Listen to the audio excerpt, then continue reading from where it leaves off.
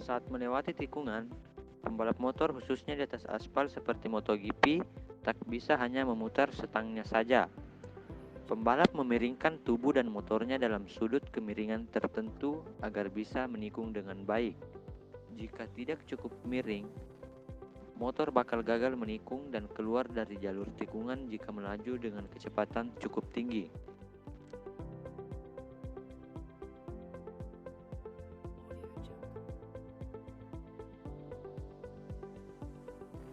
Proses menikung adalah sebuah gerak melingkar.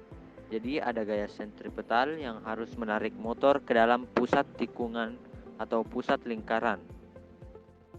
Dalam hal ini, gaya sentripetal MotoGP adalah gaya gesek antara ban dan aspal, dan ada gaya sentrifugal yang melawan gaya sentripetal. Gaya sentrifugal itu yang bikin motor keluar dari jalur kalau tidak miring saat menikung. Sedangkan gaya sentrifugal itu pusat tarikannya berada di titik berat alias center of gravity dari motor.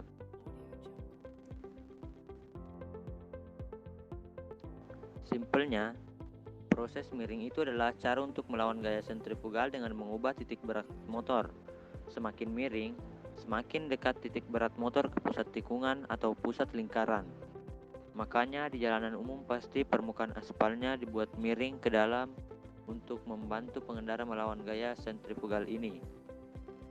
Ada teknik khusus yang memang dikuasai pembalap MotoGP untuk memiringkan motornya saat menikung. Langkah pertama, lakukan counter steering.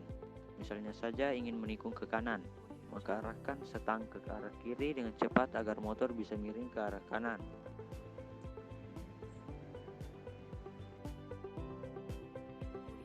Saat mengarahkan setang ke kiri, motor akan miring ke kanan untuk melawan arah gaya sentrifugal yang menarik motor ke arah kiri. Langkah ini dilakukan berbarengan dengan memindahkan titik berat pembalap ke kanan.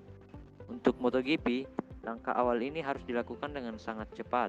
Pembalap MotoGP sudah ahli, jangan sampai malah kena high side crash duluan.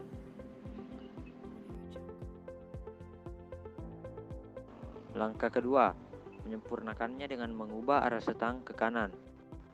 Motor akan semakin miring saat di dalam tikungan, dan setelah keluar tikungan, tinggal membalikkan setang lurus dan badan pembalap ke tengah lagi.